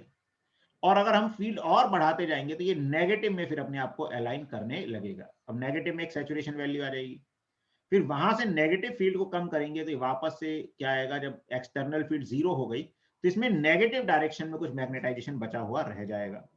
अब अगर हम फिर पॉजिटिव डायरेक्शन में फील्ड करेंगे तो वो फिर पॉजिटिव में क्या होगा, अपने आप को अलाइन करने की कोशिश करेगा तो जीरो हो जाएगा, और फिर पॉजिटिव में और बढ़ाएंगे तो अपनी एक सैचुरेशन वैल्यू को वापस अटेन करेगा। तो इस तरह से फिर ये अगर हम फील्ड को रिवर्स फॉरवर्ड करते रहेंगे तो ये इस लूप के अबाउट मैग्नेटाइजेशन वेरी करता रहेगा, इसी को हिस्टेरेसिस लूप बोला जाता है। ठीक है, तो अब इसी को हमने यहाँ पे लिखा हुआ है कि when the external magnetic field is increased, the magnetic induction increases। ठीक है, एक्सटर्नल फील्ड को बढ़ाया, मैग्नेटिक इंडक्शन बढ़ता है। Once magnetic saturation has been achieved, magnetic saturation आ गया एक बार, a decrease in the applied field back to zero results in a macroscopically permanent or residual magnetization known as remanence, MR या BR। ठीक है, उसके बाद saturation आया, हमने field को जीरो कर दिया, तब भी कुछ ना कुछ परमानेंट या रेजिडुअल बचा हुआ मैग्नेटाइजेशन उसमें रह जाता है, जिसको क्या बोलते हैं, रेमिनेंस बोलते हैं। ठीक है, जिसको एमआर अगर मैग्नेटाइजेशन की बात कर रहे हैं, फील्ड की बात कर रहे हैं तो बीआर बोल देंगे, उससे रिप्रेजेंट करते हैं। ठीक है, तो द कॉरस्पॉन्डिंग इंडक्शन, तो एमआर क्या है, मैग्नेटाइजेशन, और जो फील्ड है मैग्नेटिक इंडक्शन वो है बीआर, इज कॉल्ड रिटेंटिविटी। ठीक है, तो मैग्नेटाइजेशन को क्या बोलते हैं, रेमेनेंस, और जो कॉरस्पॉन्डिंग इंडक्शन है बीआर उसको बोलते हैं रिटेंटिविटी और remanent induction. This effect of retardation by material is called hysteresis. ठीक है, तो यही जो लैग होता है इसको ही हिस्टेरेसिस बोला जाता है। The magnetic field strength needed to bring the induced magnetization to zero is termed as coercivity Xc। अब इसको वापस से जीरो लेके आना है, जो रिटेंटिविटी थी उसको, तो जो नेगेटिव में फील्ड लगाएंगे जो उसको जीरो पे ले आएगी उसको क्या बोला जाता है, coercivity, Hc। This must be applied anti parallel to the original field, ये ओरिजिनल फील्ड के ऑपोजिट डायरेक्शन में होनी चाहिए. A further increase in the field in the opposite direction results in a maximum induction in the opposite direction. ठीक है, further हम negative direction में field लगाएंगे तो क्या होगा, एक ऑपोजिट डायरेक्शन में इंडक्शन जनरेट होगा, सैचुरेशन आएगा. The field can once again be reverse, फिर फील्ड को रिवर्स कर सकते हैं. तो इस तरह से ये लूप बनता जाएगा और फील्ड को फॉरवर्ड रिवर्स करते जाएंगे. तो इस तरह से हम BH या MH प्लॉट बना सकते हैं. B मतलब मैग्नेटिक फील्ड इंडक्शन का, MH मतलब मैग्नेटाइजिंग जो इंटेंसिटी ऑफ मैग्नेटाइजेशन है उसका. तो इस तरह से ये प्लॉट बन जाएगा जिसको हिस्टेरेसिस लूप बोला जाता है. अब हम बात करते हैं परमानेंट मैग्नेट्स की. तो परमानेंट मैग्नेट्स क्या होते हैं, सब्सटेंसेस, वो सब्सटेंसेस होते हैं ये which at room temperature retain their ferromagnetic property for a long period of time. ठीक है, तो अगर हमने मैग्नेटिक फील्ड लगाई, मैग्नेटिक फील्ड को जीरो भी कर दिया तो भी वो अपनी मैग्नेटिक प्रॉपर्टी को बचा कर रखे और काफी लंबे समय तक बचा कर रखे, उनको परमानेंट मैग्नेट्स बोला जाता है. An efficient way to make a permanent magnet is to place a ferromagnetic rod in a solenoid and pass a current. The magnetic field of solenoid magnetizes the rod. तो हम जानते हैं solenoid को, तो solenoid इस तरह की होती है. तो इस सोलेनॉइड में हमने क्या किया, एक फेरोमैग्नेटिक मटेरियल की रॉड डाल दी. जब हम करंट पास करेंगे तो ये मैग्नेटाइज होगी रॉड, और फिर हम करंट बंद कर दें, रॉड को निकाल लें, उसमें मैग्नेटाइजेशन रह जाएगा अगर वो हार्ड फेरोमैग्नेट होगा तो. Suitable material for permanent magnet should have high retentivity. ठीक है, तो परमानेंट मैग्नेट बनाना है तो हम क्या चाहेंगे, हाई रिटेंटिविटी, मतलब कि अगर फील्ड हटा भी दी हमने तो भी उसमें रिटेंटिविटी काफी अच्छी रहे, मतलब कि जो उसमें मैग्नेटाइजेशन है काफी बचा हुआ रहे. ठीक है, so that the magnet is strong and high coercivity, coercivity भी स्ट्रॉन्ग रहे. कोएर्सिविटी क्यों स्ट्रॉन्ग रहे, कि भाई हम ये तो चाहते हैं कि वो रिटेंटिव रहे, और कोएर्सिविटी इसलिए ज्यादा हो कि कई बार क्या होता है कि कुछ स्ट्रे मैग्नेटिक फील्ड, मतलब फालतू मैग्नेटिक फील्ड प्रेजेंट रहती है हमारे आसपास, तो अगर कोई रिवर्स फील्ड मिल भी गई छोटी मोटी तो उससे उसका मैग्नेटाइजेशन जीरो ना हो जाए, उसके लिए भी हाई मैग्नेटिक फील्ड की रिक्वायरमेंट हो, जो जनरली ऐसे अवेलेबल नहीं होती, वो हमें प्रोड्यूस ही करनी पड़ेगी. ठीक है, so that magnet is strong and high coercivity, so that magnetisation is not erased by stray magnetic fields, temperature fluctuations और माइनर मैकेनिकल डैमेज. ठीक है, ठीक है, इस पे भी क्वेश्चन आते हैं. तो परमानेंट मैग्नेट के लिए रिटेंटिविटी भी हाई चाहिए, कोएर्सिविटी भी हाई चाहिए, और ध्यान रखना है चाहे परमानेंट मैग्नेट हो चाहे इलेक्ट्रोमैग्नेट, दोनों के लिए फेरोमैग्नेटिक मटेरियल चाहिए. तो फेरोमैग्नेटिक मटेरियल का मतलब दोनों के लिए जो ससेप्टिबिलिटी है वो तो हाई चाहिए ही चाहिए, और जो म्यू आर है वो भी हाई चाहिए. ठीक है, तो ये तो दोनों के लिए हाई चाहिए, ससेप्टिबिलिटी एंड रिलेटिव परमिएबिलिटी. बाकी परमानेंट मैग्नेट के लिए कोएर्सिविटी भी हाई होनी चाहिए और रिटेंटिविटी भी हाई होनी चाहिए.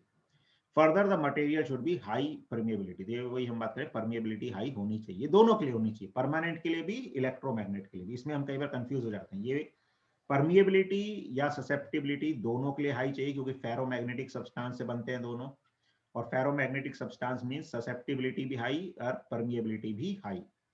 ठीक है, अब इलेक्ट्रोमैग्नेट्स की हम बात करें तो an electromagnet is a type of magnet in which the magnetic field is produced by an electric current. The magnetic field disappears when the current is turned off. तो इलेक्ट्रोमैग्नेट जनरली कैसे बनते हैं, इसमें भी एक सोलेनॉइड रहता है, और बेसिकली हम सिलेंडर जैसा रहता है, सिलेंड्रिकल मतलब मटेरियल, उसके ऊपर ऐसी वायर रैप कर देते हैं सोलेनॉइड बना से. अब हम इस सोलेनॉइड में क्या करते हैं, जब करंट पास करते हैं तो उस मटेरियल में स्ट्रॉन्ग मैग्नेटाइजिंग आ जाती है, प्रॉपर्टी आ जाती है, वो चीजों को अट्रैक्ट करेगा, और जैसे ही करंट ऑफ करेंगे वैसी मैग्नेटाइजिंग प्रॉपर्टी वहां से चली जाती है. तो इस तरह से इलेक्ट्रोमैग्नेट जनरली डिजाइन किए जाते हैं. जो हमारी इलेक्ट्रिक बेल वगैरह है उसमें भी यही कॉन्सेप्ट होता है कि अचानक से जब हम स्विच ऑन करते हैं तो उसमें स्ट्रॉन्ग मैग्नेटाइजिंग पावर आती है, तो जो उसका हिट करने वाला, ठीक है ना, जो पार्ट होता है वो अट्रैक्ट होता है, हिट करता है, और जैसे ही स्विच मतलब करंट बंद हुआ, वो मैग्नेटाइजिंग प्रॉपर्टी चली गई, वो हट गया वहां से. तो इस तरह से इलेक्ट्रिक बेल काम करती है. तो electromagnets usually consist of wire wound into a coil. core of electromagnets are made of ferromagnetic materials which have high permeability. देखो हाई परमिएबिलिटी यहां भी चाहिए, लेकिन यहाँ पे रिटेंटिविटी हमें कैसी चाहिए, लो. हमें ये चाहिए कि रिटेंटिविटी लो हो, कि मैग्नेटाइजेशन तो हो अच्छा, लेकिन रिटेंशन ना हो ज्यादा। जैसे ही हम फील्ड को जीरो करें उसकी मैग्नेटाइजिंग प्रॉपर्टी ऑलमोस्ट खत्म हो जाए। तो सॉफ्ट आयरन जो एक होता है, सॉफ्ट फेरोमैग्नेटिक मटेरियल, वो यहाँ पर यूज किया जाता है जनरली इलेक्ट्रोमैग्नेट्स में। ठीक है, ऐसा रहता है, एक सोलेनॉइड टाइप की रहती है, उसके अंदर एक सिलेंडर को एम्बेड कर दिया, या सिलेंडर के ऊपर ही वायर लपेट दिया। जैसे ही करंट फ्लो करेंगे ये मैग्नेट बन जाएगा, करंट ऑफ करेंगे ये मैग्नेटाइजिंग प्रॉपर्टीज की चली जाएगी। Electromagnets are used in electric bells, loudspeakers and telephone diaphragms. Giant electromagnets are used in cranes to lift machinery and bulk quantities of iron and steel. अब हम इसमें जो थोड़ा सा लास्ट टॉपिक है वो देखते हैं, टेरेस्टेरियल मैग्नेटिज्म। ठीक है, ये मेनली थ्योरी वाले पार्ट है, बाकी प्रॉब्लम्स आप लोग करेंगे और हम भी प्रॉब्लम सॉल्विंग है डाउट क्लास में, इससे रिलेटेड प्रॉब्लम्स में देखेंगे कैसे इसको अप्लाई करते हैं। तो टेरेस्टेरियल मैग्नेटिज्म या अर्थ मैग्नेटिज्म, तो हम ये जानते हैं कि अर्थ भी एक मैग्नेट की तरह बिहेव करती है, और इसीलिए कोई भी मैग्नेट जब हम फ्रीली सस्पेंड करते हैं तो वो एक पर्टिकुलर डायरेक्शन में अपने आप को अलाइन कर लेता है। अब अर्थ जो है मैग्नेट की तरह बिहेव करती है, ठीक है, ये किसने दिया था सबसे पहले आइडिया? 16वीं सेंचुरी में दिया था, डॉक्टर विलियम गिलबर्ट ने दिया था।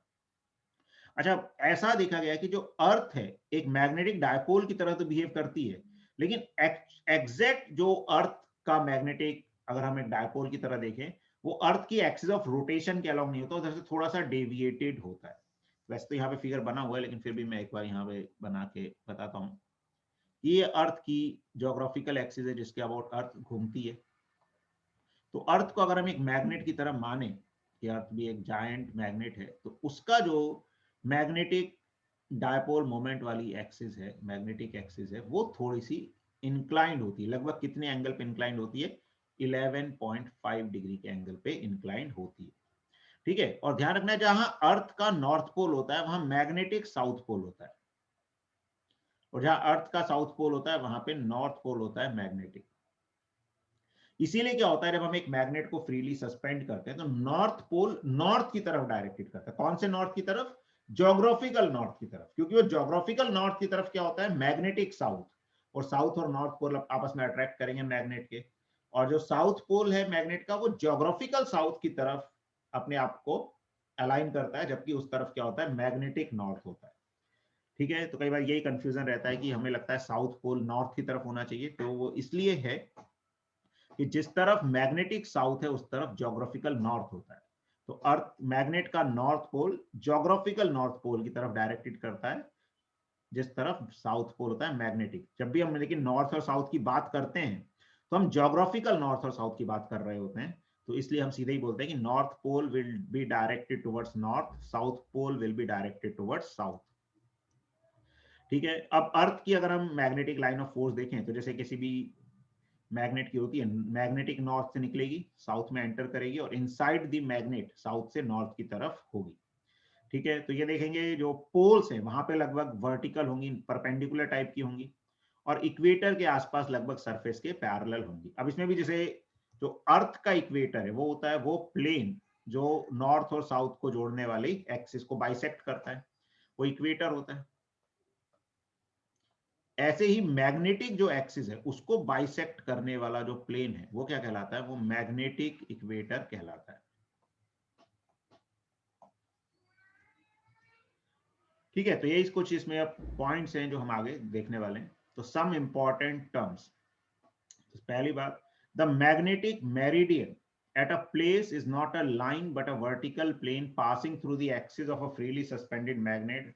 That is, it is a plane which contains the place and the magnetic axis. देखो अब ये सुनने में थोड़ा सा अटपटा सा लग रहा होगा, इसको समझे कि भाई किसी भी एक मैग्नेटिक एक्सिस फिक्स है। अब अर्थ के अलग अलग पॉइंट पे हम देखें, जैसे यहां पर देखें तो इस पॉइंट और इस एक्सिस से जाने वाला एक पर्टिकुलर प्लेन होगा, जिस प्लेन में ये लाई करेंगे, तो उस प्लेस के लिए ये मैग्नेटिक मेरिडियन हो जाएगा। ठीक है, अब कोई पॉइंट इसके ऊपर अगर हम देखें तो ऊपर देखेंगे तो वो एक अलग प्लेन आएगा। तो इस तरह से मैग्नेटिक मेरिडियन क्या होता है? एक्सिस तो फिक्स हो गई यार, मैग्नेटिक एक्सिस। अब अर्थ के किसी भी पॉइंट पे हमने एक पॉइंट लिया, मतलब किसी भी प्लेस की यहां बात करें, उस प्लेस और उस एक्सिस जो अर्थ की मतलब मैग्नेटिक एक्सिस है वो, और उस प्लेस पे जो भी हम पॉइंट की बात करें उस पॉइंट दैट पॉइंट और एक्सिस से जाने वाला एक यूनिक प्लेन होगा, उसी प्लेन को क्या बोला जाता है, उस प्लेस के लिए मैग्नेटिक मेरिडियन। तो ये अलग अलग प्लेस पे अलग अलग होगा। ऐसे ज्योग्राफिकल मेरिडियन क्या होता है कि जो ज्योग्राफिकल एक्सिस है वो और किसी भी प्लेस पे जो पॉइंट है उस पॉइंट को जोड़ने वाला एक जो यूनिक प्लेन होगा वो क्या कहलाता है, ज्योग्राफिकल मेरिडियन। देखो ये अलग अलग हुआ, भोपाल में अलग हो जाएगा, दिल्ली के लिए अलग हो जाएगा, अमेरिका के लिए अलग हो जाएगा, depending on their location on the earth. तो एक्सिस तो फिक्स है, लेकिन उस एक्सिस में इधर कोई पॉइंट होगा तो अलग प्लेन आएगा, इधर होगा अलग आएगा, इधर होगा अलग आएगा। तो इस तरह से मैग्नेटिक मेरिडियन और ज्योग्राफिकल मेरिडियन प्लेन्स होते हैं जो उस प्लेस से जा रहे हैं जिस प्लेस में हम बात कर रहे हैं, और मैग्नेटिक मेरिडियन उस प्लेस और मैग्नेटिक एक्सिस को जोड़ने वाला प्लेन होता है। ज्योग्राफिकल मेरिडियन उस प्लेस और ज्योग्राफिकल एक्सिस को जोड़ने वाला एक प्लेन होता है। फिर मैग्नेटिक इक्वेटर, तो मैग्नेटिक इक्वेटर क्या होता है, जैसे इक्वेटर क्या होता है, ग्रेट सर्कल होता है जो नॉर्थ साउथ, जो ज्योग्राफिकल नॉर्थ साउथ है उसको जोड़ने वाली एक्सिस का एक बाइसेक्टर प्लेन है। ऐसी मैग्नेटिक एक्सिस का एक जो बाइसेक्टर प्लेन है जो अर्थ के सरफेस पे आएगा, that is called magnetic equator. The magnetic equator is a great circle, a circle with the centre at earth centre on earth surface which is perpendicular to the magnetic axis. ठीक है, तो magnetic axis से perpendicular हम एक plane बनाए तो वो earth surface पे जहां पे कट करेगा वो एक सर्कल बनेगा, that circle is the magnetic equator. ठीक है, बता रखा है यहाँ पर कि the magnetic equator passing through Trivandrum in south India divides the earth into two hemispheres. तो इंडिया में वो त्रिवेंद्रम से पास करता है।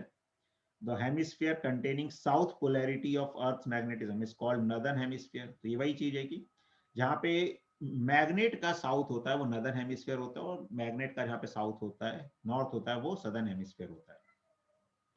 फिर क्या करें, मैग्नेटिक फील्ड अर्थ की भी हर वक्त एक प्लेस पे भी कांस्टेंट नहीं रहती, उस प्लेस पे भी टाइम के साथ वेरी करती है। ठीक है, तो ऐसा जरूरी नहीं कि जैसे आप किसी जहां पर हैं वहां पे मैग्नेटिक फील्ड हमेशा सेम रहेगी, वो भी किसी और भी कारणों से, इरेगुलरिटी के कारण क्या होती रहती है, चेंज होती रहती है, वेरी कर सकती है। अब सबसे इंपॉर्टेंट जो इसमें पूछे जाने वाली चीजें हैं या काम आती हैं, that is elements of earth magnetism, कि अगर हमें अर्थ मैग्नेटिज्म को समझना है तो किन एलिमेंट्स की, किन चीजों की जरूरत पड़ेगी जिससे हम अर्थ मैग्नेटिज्म को समझ सकते हैं। सबसे पहले वेरिएशन और डिक्लिनेशन, इसको बोला जाता है थीटा। तो at a given place the angle between the geographical meridian and the magnetic meridian is called declination. अब देखो, एक ही प्लेस में ज्योग्राफिकल मेरिडियन और मैग्नेटिक मेरिडियन सेम होंगे ऐसा जरूरी नहीं है। जैसे ये एक ज्योग्राफिकल एक्सिस हो गई और ये एक मैग्नेटिक एक्सिस हो गई। मान लो कोई पॉइंट थोड़ा सा ऊपर मान लो, हवा में इसके ऊपर की तरफ मान ले, अब उस पॉइंट से और मैग्नेटिक एक्सिस जाने वाला एक अलग प्लेन होगा, उससे और ज्योग्राफिकल एक्सिस जाने वाला एक अलग प्लेन होगा, और वो भी अलग अलग प्लेस में देखेंगे तो अलग अलग प्लेन होंगे, उनके बीच के एंगल भी अलग अलग आएंगे।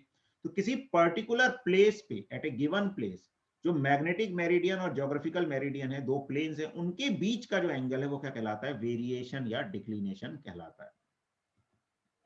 अब इंक्लिनेशन और एंगल ऑफ डिप, इसको फाई से डिनोट करते हैं। ये क्या होता है, it is the angle which the direction of resultant intensity of earth magnetic field subtends with horizontal line in magnetic meridian at a given place. अब देखो, किसी भी प्लेस में जो मैग्नेटिक फील्ड है वो कहाँ होगी, मैग्नेटिक मेरिडियन वाले प्लेन में होगी, लेकिन जरूरी नहीं कि वो हॉरिजॉन्टल हो, क्योंकि हमने देखा है एक अर्थ में ऐसे होती है, कहीं पर वो वर्टिकल जैसी हो सकती है, कहीं पे कुछ और एंगल, कहीं पर कुछ और एंगल। तो मैग्नेटिक मेरिडियन में रिजल्टेंट मैग्नेटिक फील्ड होगी अर्थ की, अब वो हॉरिजॉन्टल से कुछ एंगल बना सकती है, तो होगी किसमें, मैग्नेटिक मेरिडियन वाले प्लेन में। तो मैग्नेटिक मेरिडियन वाले प्लेन में हॉरिजॉन्टल से वो जो एंगल बनाती है उस एंगल को क्या बोला जाता है, इंक्लिनेशन या एंगल ऑफ डिप बोला जाता है, जिसको फाई से डिनोट किया जाता है। ठीक है, बेसिकली ये वही एंगल होगा जो एक फ्रीली सस्पेंडेड मैग्नेट अगर वर्टिकल में रोटेट कर सकती है तो हॉरिजॉन्टल से जो एंगल बनाएगी, that is the angle of dip. फिर horizontal component of earth magnetic field भी है। तो अब ये भी क्या होगा, रिजल्टेंट फील्ड मैग्नेटिक मेरिडियन में होगी, उसका हॉरिजॉन्टल कंपोनेंट जो आएगा फील्ड का, तो वही हॉरिजॉन्टल कंपोनेंट होता है।